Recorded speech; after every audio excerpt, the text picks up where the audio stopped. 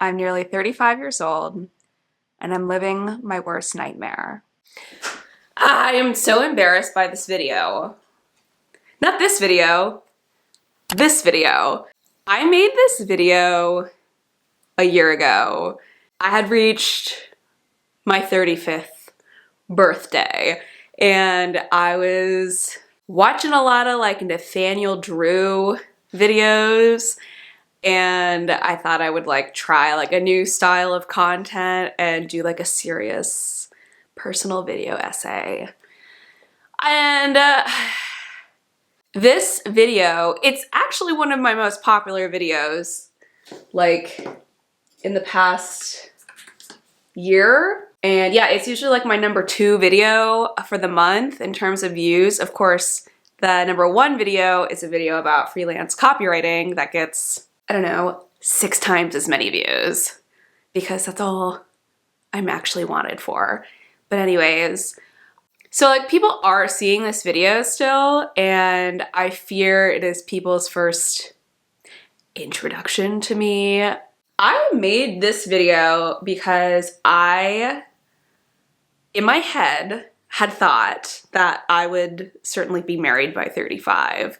Growing up in the 90s and 2000s, like things were, I guess I grew up in a more conservative community than the one that I ended up being a part of as an adult. I got conflicting messages, honestly, as a child. And you know, they were like, oh, women can do anything and like girl power. And so I grew up like on one hand, like, okay, I'm gonna like achieve all this and have like this really great career and blah, blah, blah. And then on the other hand, it was like, and you will also have kids and a house and you're gonna clean and cook. So, and some of that was like left over from like older time periods. I don't know. When I was a kid, it was my dream to like, I wanted to be a rock star, I wanted to be a writer, and I wanted to like be in Playboy and then get married to like a rich guy and never work. I never really wanted to work. And I still have an aversion to working. Who doesn't? But now I'm a professional creative, so I feel like I'm not technically working, even though I am working, but it doesn't feel like work because it's fun. Although it can be really stressful and I guess worky, but at least I don't have to go to an office every day. Anyways, I made this video because I just was like when I was like in my 20s, starting to be like in my mid to late 20s, I started getting like worried about being single because I was like single from like about 24 to 34. I was single for 10 years and then I had a boyfriend for 2 months and I've continued to be single since then.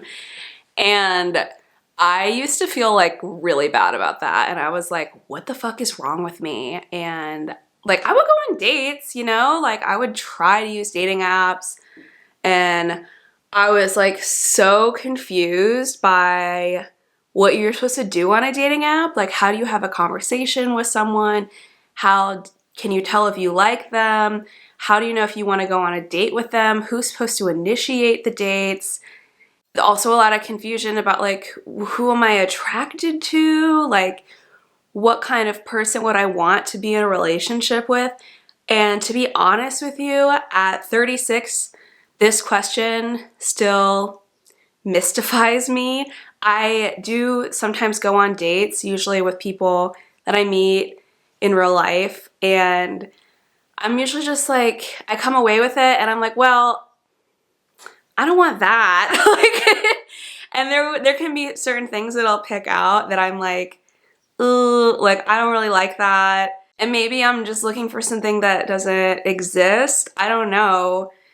And I was also like, am I gay? And I went down a whole rabbit hole last year because someone shared the Lesbian Master Doc with me, and it was talking about like compulsive heterosexuality, and I was like, I mean, it is kind of true that like I'm only like interested in men who are like unavailable to me, like they're already in a relationship or they're like a celebrity or something. And I have met a couple women I was attracted to, but once again, not available to me. So I kind of came away with that, just like, I guess I'm bi or pan or something. But I don't really care about labels. Like, who cares, right? Like, why does that matter? Like, it doesn't matter. I feel like it only matters in the context of something that you put on a dating app profile, and I don't use dating apps. In the past year, since I made that video, I mean, I was really like, why? And recently, I would say within the past month, I have done more research on autism. And I have talked about on this channel about being neurodivergent before. Like, I just kind of have a general neurodivergent diagnosis. But I am like now like 90% sure that I have autism. I think I'm autistic. I haven't gotten a diagnosis yet, but I think I probably will go through that process. But I don't really need a doctor to tell me that I have that because it all just makes so much sense. Like, my whole life leading up till now, like, it just makes so much sense. And it also really explains why I have found dating to be so challenging, because it's like, I don't know what I'm supposed to do. And I've been like really good at masking my whole life. Obviously, if I'm 36 and no one was like, that bitch is autistic, although I was always afraid someone would find out that something was wrong with me. That was like one of my biggest fears growing up. And the reason why I don't understand what you're supposed to do when you are dating someone is because you can't really like observe what people's relationships are really like. So I don't know what is expected of me. Like, you see couples when they're out or when they're like at your house, like they come visit you, you go to their house, but they're like putting on a show a little bit. Like, they're not like 100%, they're not showing you what they're like when they're alone. They're showing you what they're like when they're together with other people. So you don't really know what goes on between two people ever and how people navigate a relationship. And then on dating apps, like, I can't see how women are responding to messages, at least with men. I guess if I message a woman, I could see how she responds.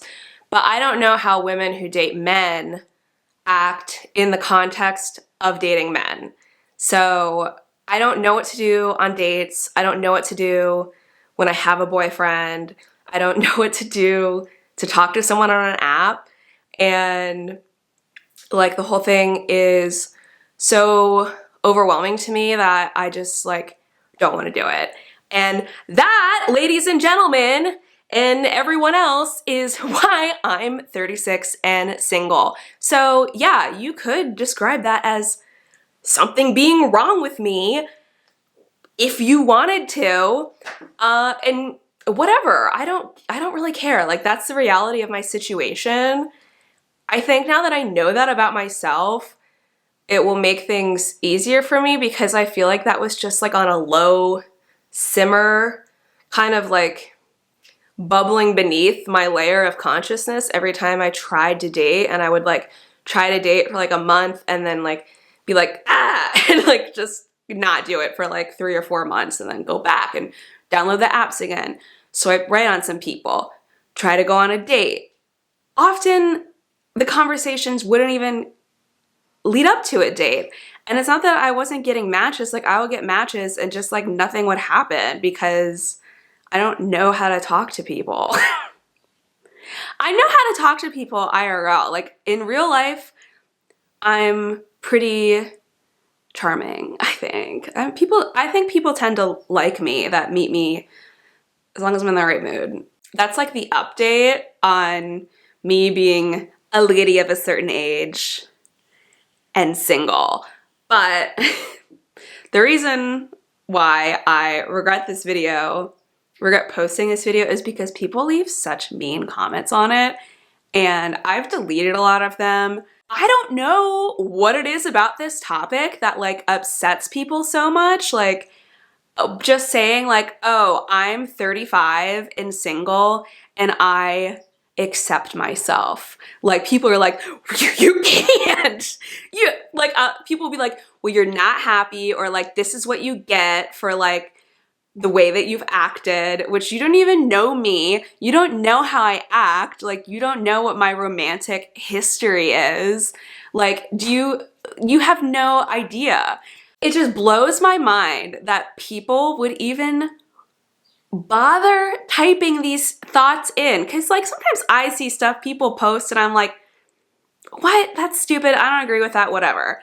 If you are getting upset about a woman approaching middle age who is unmarried and talking about it on the internet and talking about how she's okay with it, if you're upset by that, you need to look inward and ask yourself, why are you upset by that? Because I bet that would be really revealing for you. Just because someone is married or single or in a relationship or in a throuple or whatever, or widowed or whatever the fuck, it doesn't mean that they're happy or not. And someone was like, well, studies show that married people have better health outcomes. Yeah, but it's like, maybe that's true in like 7 out of 10 cases, but in 3, they're worse off, right? And half of marriages end in divorce. What is love anyways? Like, what is the point of it? Why do people couple off? Why do people do that? I don't know. I don't really like feel like I want to do that. I mean, I have a best friend already, so like,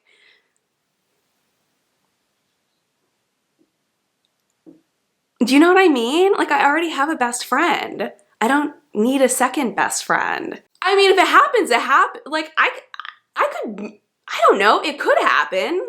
I think I'm still an attractive, youngish woman.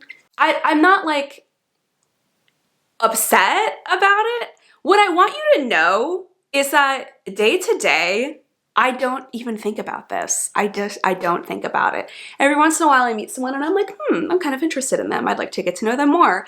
And I might ask them to coffee. And then I go to coffee with them and I'm like, I'm not interested in them. Okay, great. And then I move on with my life. I might be the only person in the entire world who feels like this. Sometimes I feel like I am an alien. I just had to make this video because I got one too many stupid comments on it and just got mad. Maybe I need to look inward. I guess what makes me mad is I just feel really misunderstood. That's something that has been a problem for me my entire life. Now let me read you some of these comments. Well, there's one that I deleted that was probably one of my favorites, but it was some guy, of course. Actually, a lot of women left comments like that too.